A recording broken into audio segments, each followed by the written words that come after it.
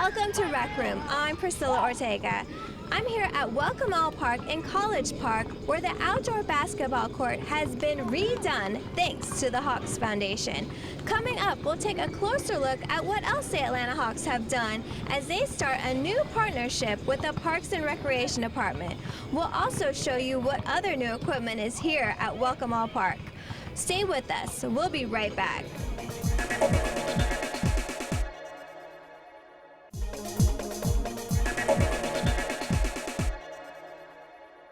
Welcome back to Rec Room. I'm Priscilla Ortega. We're here at Welcome All Park, where the outdoor basketball court has been completely resurfaced, and there is also new playground equipment. Hawks players, coaches, and county leaders came to celebrate the grand opening with a special ribbon-cutting ceremony. Take a look. Shooting, dribbling, and drills. The newly renovated basketball court is already getting put to good use. This is amazing. This opportunity, this chance to be here with these kids, with this great court. It's an amazing time. I'm glad I'm here. Hawks players, coaches, and even Harry the Hawk came out to celebrate. The Hawks Foundation donated more than $44,000 to renovate the outdoor court at Welcome All Park. There is new pavement, backboards, rims, and fencing. The thing we want to do is continue to create a safe haven for our kids, give them opportunities and structure that a lot of times you don't have in neighborhoods. So this is very important for us as well as the community to give back. The court renovation is part of a new partnership the Hawks Foundation started with the Parks and Recreation Department. And this is just the beginning. We're going to be working with the Hawks as partners going forward, and so there are many good things to come. The Hawks Foundation also hosted co-ed basketball camps. This was the first year for the NBA Quality Camp. Hawks Camp's a lot more about life lessons and having fun and building community. It's much larger than basketball, so we hope that the kids will leave here with a better knowledge of how to play the game, but they'll be better people and be better prepared in life leaving a Hawks camp. There are other changes at Welcome All Park for the kids. A new playground. The company that makes the equipment says it's built where all ages, even caregivers, will enjoy using it. It's the first of 6 planned projects the county approved for the Parks and Recreation Department. For more information about the Hawks partnerships and upgrades to the county parks, call 404-612-4058. Now coming up, there are several new libraries in Fulton County. We'll take a look at some of the amenities inside them when we return. Stay with us.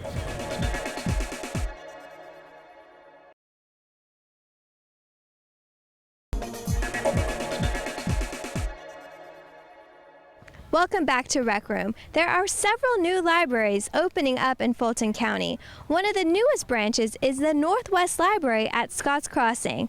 The new branch manager takes us inside the library to show us what it has to offer. Hi, my name is Keish Clemens and I'm the branch manager, and we want to welcome you to the Northwest branch at Scotts Crossing. One of the first things that people will see is our globe, the Northwest Atlanta globe, which represents our neighborhood. Let's see what else you have available here at the branch. Come with me. We're here inside of our new 25,000 square foot branch. To my left, you'll find our Friends bookstore, where people can come in and purchase materials to help support our Friends group. And to my right, you'll find our multi-purpose room where they can actually have community meetings, and it seats over 100 people. We have technology that will allow them to watch movies, actually put their meeting conference and material up on the screen, and it can be divided off so we can have 2 meetings going on at the same time. And behind me, we also have another conference room where they can seat up to 15 people with the Mondo board and a conference room table. Follow me and we'll see what else we have available in our branch. We're now at the circulation desk, where the library staff can help patrons look up their records, put items on hold, and actually retrieve materials from the shelves. And over to my right, you'll find our self-checkout station, which is one of our most popular features because patrons can come in, press the start button, scan their library cards, and then they can actually go in and check out their materials on their own. And as quick as that, they're done, they finish, and they're ready to leave the building. We're going to actually move to another part of our building and see some different parts that are available for us. We're now in our adult section where you will find 20 computers that adults can use to come in and look up information, type up resumes. We have 3 express computers for the adults as well. On either side of the adult computers, you will find study rooms that patrons can come in and use, and we have been very fortunate to have a lot of people coming in making reservations. We have enough space for them to actually go in to have 6 people or 4 people for a group to come together, and 3 of those studies rooms have large screens where they can actually attach their laptops and do collaboration work. To my right, you'll find the Teen Center, and here we have some of our kids who are actually using the computers to work on some games, but we also have their collaboration stations, the print release where patrons no longer have to wait for the staff to release their prints, they can just go up and print, the wide fiction, which is for our young adults, and also the manga collection that we have, and that's for our adults, our young adults as well. And behind me, we have our adult collection, which is over 2,500 DVDs, we have CDs, books on tape. We also have adult fiction, biography, and adult nonfiction, which is in our collection here. If you follow me, we're going to go to the other side where we have our children's area. Welcome to our children's area. To my right, you will find the computers that are set up as collaboration stations, so parents and kids can sit down together and work on assignments, or 2 kids can actually do their homework together. So the kids have their own computers here, also along the wall behind me, and they can actually print their assignments as soon as they're done. We have books that are on display here for the kids to see, and we will have those updated each holiday and with seasonal changes, so we'll have a chance to see those as well when you come in. To my left, you will find the children's collection, which includes fiction, nonfiction, CDs, DVDs, books on CD, magazines, and all of these are for the children, including board books for the little babies. Here we have our children's program room. This is where our kids can have their story time sessions. They can come in and watch performers, the magicians, the storytellers, and do their art and their craft. And when we aren't using our story time area, we actually have a staging area where the kids can either sit down and read books for themselves, or they can actually have someone to sit and read stories to a small group. And one of our favorite parts is our outside play area. So when it's nice weather, we can actually take the kids outside. They can have story time, or they can do crafts, because they'll be able to go out and enjoy nature. Thank you for taking this tour of the Northwest branch at Scotts Crossing. We look forward to having you come out and visit with us and have a chance to check out books, use the study rooms, come in and use the computers. Again, my name is Keisha Clemens. I'm the branch manager here. We're located at 2489 Perry Boulevard in Northwest Atlanta. Back to you. Thanks so much for that great tour. There are also 2 new branches in North Bolton. The new Milton Library at 855 Mayfield Road in Milton, and the new Alpharetta Library at 10 Park Plaza in the new Alpharetta City Center. We will have a closer look at those branches in later episodes of Rec Room.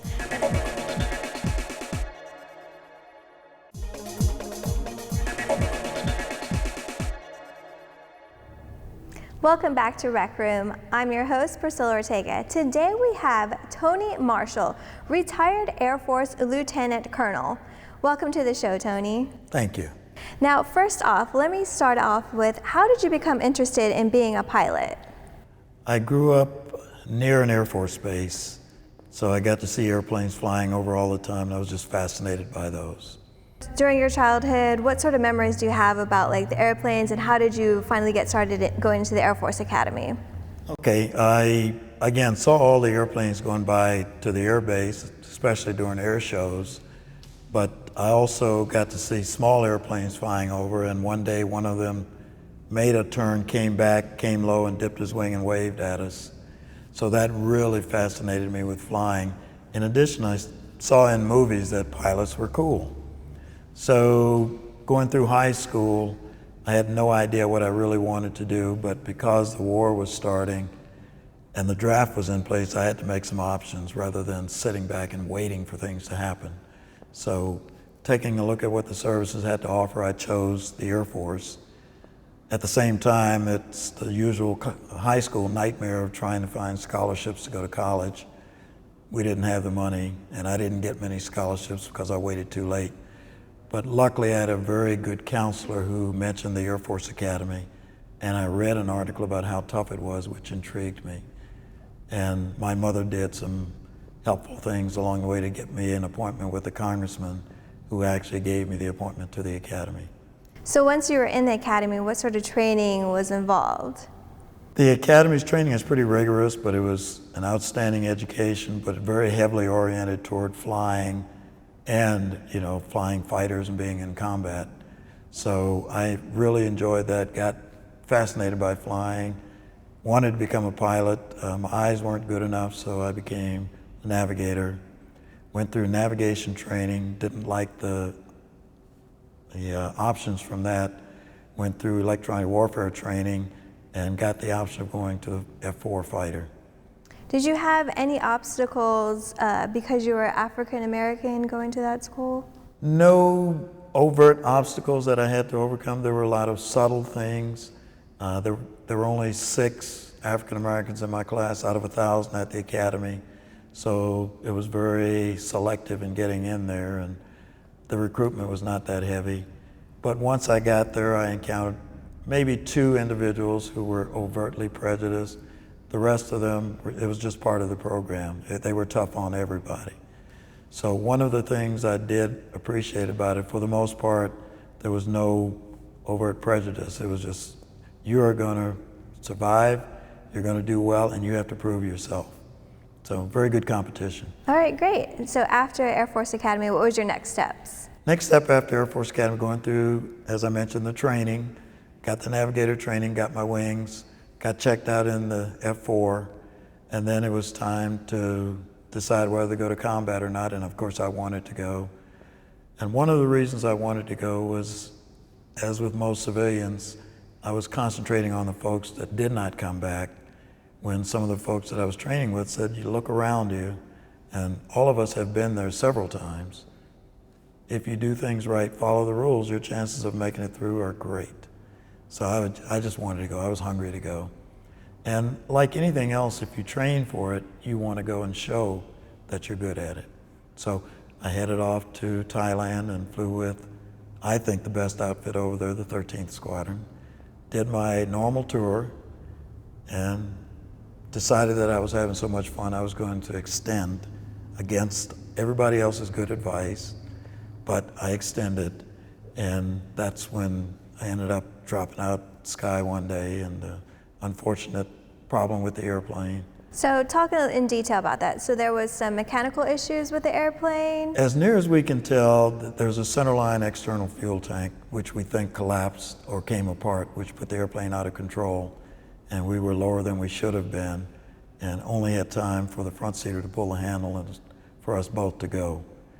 The reason we think that, the Vietnamese of course claim they shot us down, but we were marking a target for a flight that had the laser scope, and the backseater was watching us go down on the pass. He saw something come off the airplane, he saw a puff of vapor, and then saw the airplane hit the ground just that quickly. So in reconstructing it, the best synopsis was that that nose cone came off the centerline tank, put the airplane out of control, which apparently they verified in wind tunnel tests that that's what would happen. So we were just unlucky and we dropped in on them. And how long was that amount of time that you had to make that decision? The ejection decision, I did not make it. The front seater made it. I'm in the back. The way the sequence goes is if he goes, I have to go first, because there's a rocket under his seat which would fry me if I was still there. So he didn't have time to say anything. He just pulled the handles. I went, he followed. So e-ticket ride, if you could get on that. Okay. Do you know what an e-ticket ride is? No, I don't. I have to explain that. In the early days of Disneyland, you got a coupon book, A, B, C, D, and E tickets. The E tickets were for the very best rides. So that's what that's about. All right, and then, so what happened after you were ejected? And because I did not expect the ejection, I just went into shock. The next thing, I remember the first explosion, which was the canopy initiator, separating the canopy from the airplane. And then everything went white, of course, when I hit the wind stream at roughly 600 miles an hour. And then next thing I remember, I'm on the ground, just standing, and I've got a radio in my hand, and airplanes are flying by. And they tell me later that I was just babbling away on the radio, and they finally told me to shut up and listen. But I was apparently okay. And sometime in that transition, it became apparent to me there were 6 or 7 people with AK-47s standing, pointing those at me, at which point I gave up. And once they got rid of the pistol that I carried and all the signaling devices, the flight suit and everything, then they relaxed. And that's when I got marched off to jail. And you were there for almost a year, correct? 9 months, only 9 months. And I have to say, my experience was very different than the men that spent 8 years or more there. By the time I got shot down, it was apparent that this war was nearly over. They had, for all intents and purposes, stopped torturing prisoners. So this was more of a holding action for me. And they even told me that it's, you know, you think you're doing something good, you think you're a good patriot, but your country's messed up. So we have nothing against you, except we can't let you go. So then what were the next steps, like once you were finally released? Well, even before we get there, we did the interrogation, obviously, and of course they want as much information as they can get, except the curious thing, they were not after military information. They were more after propaganda and being able to break you, to show that they broke you. So I was able to tell a series of tales that didn't make sense, but they never confronted me on them as long as I was saying something. So basically, to put it bluntly, I lied like a dog. But I had, if you can call it that, I had fun playing that game with them.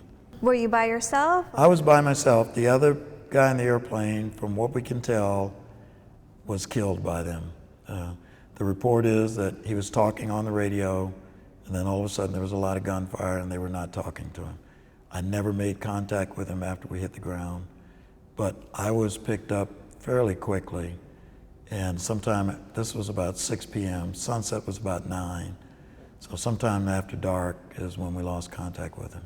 And then after you were finally let go, what happened? The war again did its thing. It ended, they signed the peace treaty and we were all released. So I came out with the very last group on the last day. And the sequence of release was order of shoot down and or injury. Since I was uninjured, last group to be shot down. So the last group came home, great reception, took some time off, and then did what I always wanted to do, was get to the front seat. So I went to pilot training and got to the front seat of the F-4, flew that for the remainder of my career, and to make it quick, retired from the Air Force, went to United Airlines, and retired from that, and now I spend my time mentoring kids. Did your friends and family ever try to get you not to go back? No, my family was very supportive. Now, I say that. My mother told me I should never fly, but she took me to the airport, let me watch airplanes, bought me models. When she was notified that, you know, I'd gone missing, she just said, okay, no emotional reaction. She was very strong, very stoic. She said she knew in her heart that I was okay, and it turns out she was right. When I came home, she was a little upset that the Air Force made her come to the base 3 hours earlier than when we arrived, and she couldn't understand why she couldn't take me home right then. But again, very supportive of what I wanted to do as a student. So talk about now your mentoring and volunteer work. I finished, again, the Air Force, looking for options in retirement, and because I had done some good networking, I had friends who were in the airline industry, went to them and said, what should I do to get hired? They had me do my homework and decide where I would like to fly, what airline. I chose United, so my friend made some contacts, gave me a number to call, and everything followed from there. I thoroughly enjoyed it, but one of the first things that's happened, I met Bill Norwood, if I can drop names, who was the first African American at United.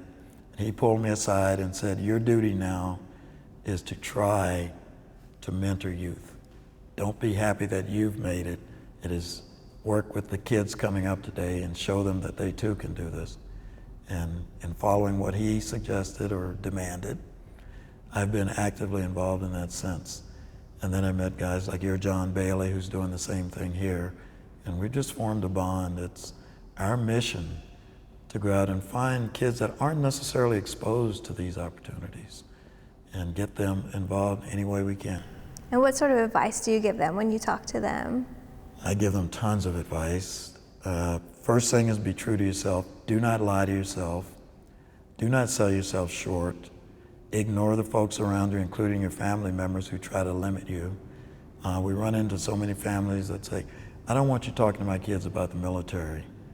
It's a great opportunity for some people. Nothing says you have to go get shot at and killed. You can be a chaplain in the military. They'll do your education for you. They'll teach you discipline.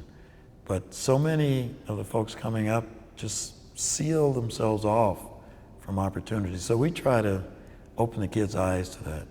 We take them places that even you won't get to go. Air traffic control tower, behind the scenes at airline manufacturers, into the cockpit, so that they can see that these are opportunities for them. And I always tell them, try it. Then if you don't like it, I'll listen to you. But if you tell me you don't like something you've never tried, I don't want to hear it. The other thing is, students use the word can't when what they really mean is I don't want to. They're lazy. We're all lazy. But you can do so much more than you tell yourself you can. We get into a comfort zone where, okay, that's all I'm going to do. You could do a lot more if you wanted. So we try to teach our students what the real world is like out there. Nobody's going to give you anything. You're going to have to work for it, and you can do it. So it's opening the parents' eyes, the students' eyes to, there's just so many opportunities. And there are things, even as adults, that you don't realize are available. I run into plenty of people who say, where was this program when I was coming up? I didn't know I could do this. I'm 40 years old and I just figured out I want to be a pilot. Well, we want the kids to start early, look at that opportunity and take advantage of it. And that's kind of what this center is all about. I don't know if you had a chance to walk around the Aviation Community Culture Center. What do you have to say about it? This is an awesome center, and I wish every city did this. But this is a place where the students can come and just kind of see what's available, open their eyes, get rid of some of their preconceived notions of what they don't want to do. I can relate almost any occupation to aviation.